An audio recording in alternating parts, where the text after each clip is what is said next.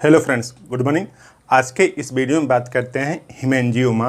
हीमेंजियोमा means artery और veins की जो कोशिकाएं होती हैं उनमें सेल डिवीजन एबनॉर्मल होने की वजह से एक्स्ट्रा आर्टरी और वेन्स बन जाती हैं, उसी को हीमेंजियोमा बोलते हैं।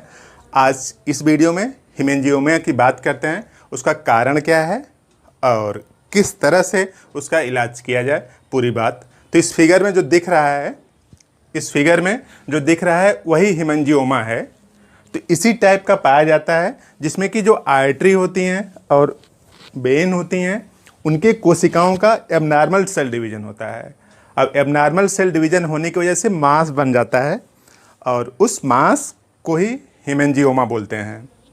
तो हीमेंजियोमा देखिए क्लियर लिखा है, abnormal proliferation of blood vessels. जो ब्लड वेसल्स हैं मतलब आर्टरी और वेन्स हैं, उनका एबनॉर्मल सेल डिवीजन हो गया। सेल डिवीजन को प्रोलिफरेशन बोलते हैं। जैसे मान लीजिए कि ये छोटा सा बच्चा है, इस तरह से ना, ये छोटा सा बच्चा है, तो जब इसकी बॉडी बड़ी होगी तो सेल डिवीजन होगा तो आर्टरी और वेन्स भी नई नई बनेंगी ना, आर्टरी वेन्स नई नई बनेंगी। तो अब देखिए यहाँ पे जैसे मान लीजिए आर्टरी है इस तरह से, या फिर वेन, जो कुछ भी है आप समझ लीजिए कि आर्टरी है, तो अब लंबाई बढ़ रही है ना, बॉडी की लंबाई बढ़ रही, पूरे आर्गन की लंबाई बढ़ रही, तो आर्टरी और वेन्स की भी लंबाई बढ़ रही होगी। यानी ये यहाँ पे जो इतनी छोटी सी आर्टरी है, अब वो बड़ी होगी, क्या बड़ी हो जाएगी इस तरह से ना। तो देखिए शरीर जब बढ़ता है तो आर्टरी, वेन, नर्व्स भी बढ़ती हैं। खास बात, नर्व्स जो होती हैं ना, जो ब्रेन होता है, जो नर्व्स होती हैं उसकी कोशिकाओं में सेल डिवीजन नहीं होता है, तो उनकी सिर्फ साइज बढ़ती है। जो नर्व्स होती हैं उनकी सिर्फ साइज बढ़ती है और जो दूसरी कोशिकाएं होती हैं उनका साइज और नंबर दोनों बढ़ता है, तो नंबर भी बढ़ता है। तो उसी को क्या बोलते हैं? Sale division. उसी को मेडिकल टर्म क्या बोलते हैं? प्रोलिफरेशन। तो एबनॉर्मल प्रोलिफरेशन हो जाए, एबनॉर्मल प्रोलिफरेशन हो जाए, तब उसी को क्या बोलते हैं? हीमेंजियोमा। तो देखिए जैसे छोटी सी आर्टरी वेन्स हैं, अगर इसमें डिवीजन हो जाए इस तरह से तो ये मास बन जाएगा। तो अगर ये मास बन गया तो इसमें ब्लड भी तो पहुंचेगा, तो इसलिए रेड रेड दिखता है। ब्लड उसमें इकट्ठा हो गया है क्योंकि एक जगह गुच्छे के रूप में आर्टरी और वेन्स बन गई हैं, उसी को हीमेंजियोमा बोलते हैं। तो देखिए क्लियर लिखा है, abnormal proliferation of blood vessels. अगर ब्लड वेसल्स एबनॉर्मली एक गुच्छे के रूप में बन गई हैं तो उसमें ब्लड भी जाएगा, और ब्लड जाएगा इसीलिए हीमेंजियोमा कैसा दिखता है? रेड रेड दिखता है। और caused by certain protein produced in the placenta during gestation. जब बच्चा माँ के पेट में रहता है तो उस समय उसके चारों तरफ की जो कवरिंग है उसको प्लेसेंटा बोलते हैं। उस प्लेसेंटा के एबनॉर्मल प्रोटीन के प्रोडक्शन की वजह से, जो प्लेसेंटा है वो एबनॉर्मल प्रोटीन बना देता है कुछ केसों में। तो एबनॉर्मल प्रोटीन जब बना देता है तो वही बच्चा जब पैदा हो जाएगा तो उसके बाद उस प्रोटीन का इम्पैक्ट आता है कि हीमेंजियोमा बनता है। तो उसके लिए कोई बैक्टीरिया, वायरस, फंजाई रिस्पॉन्सिबल नहीं है। क्या रिस्पॉन्सिबल है? प्रोटीन। कब बना? जब बच्चा माँ के पेट में था, गर्भ में था ना। तो क्लियर लिखा है, caused by certain protein produced in the placenta during gestation. और हीमेंजियोमा इज नॉन कैंसरस। घबराने की कोई बात नहीं, एक कैंसर नहीं है। कैसा है? Non cancerous. खास बात, also known as birth mark.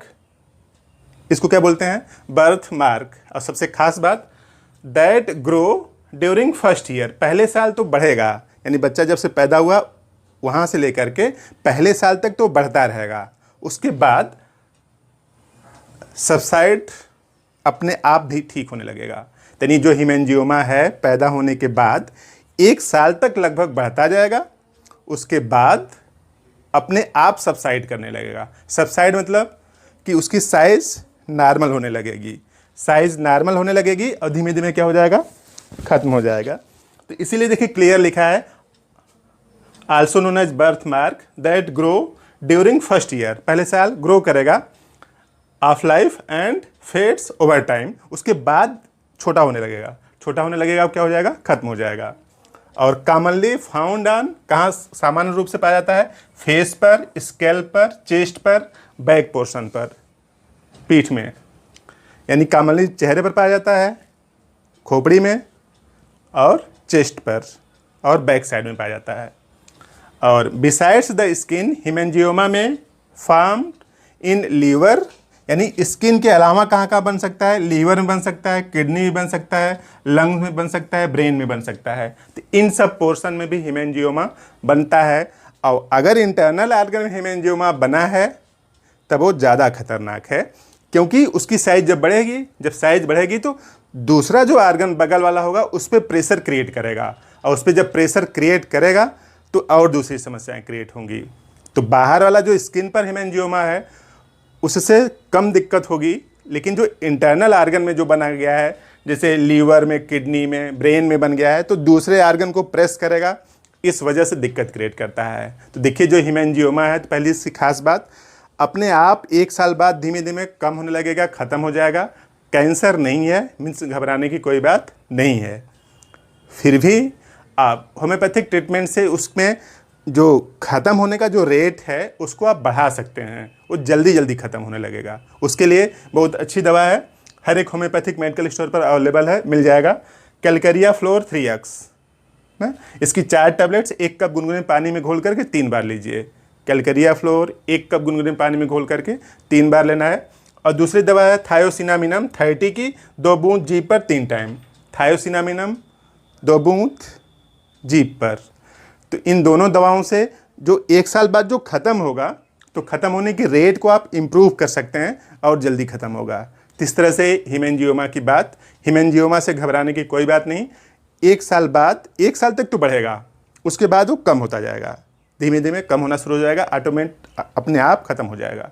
तो इस तरह से हेमेंजियोमा, और सबसे खास बात, कैंसर नहीं है, घबराने की कोई बात नहीं। तो इस तरह से आपने पूरी बात यहाँ तक देखे हैं तो समझ में आ रही होगी। तो प्लीज़ इसको ज़रूर लाइक करें, चैनल को अभी तक सब्सक्राइब नहीं है तो सब्सक्राइब करें और फ्रेंड्स को भी शेयर करें। Thank you.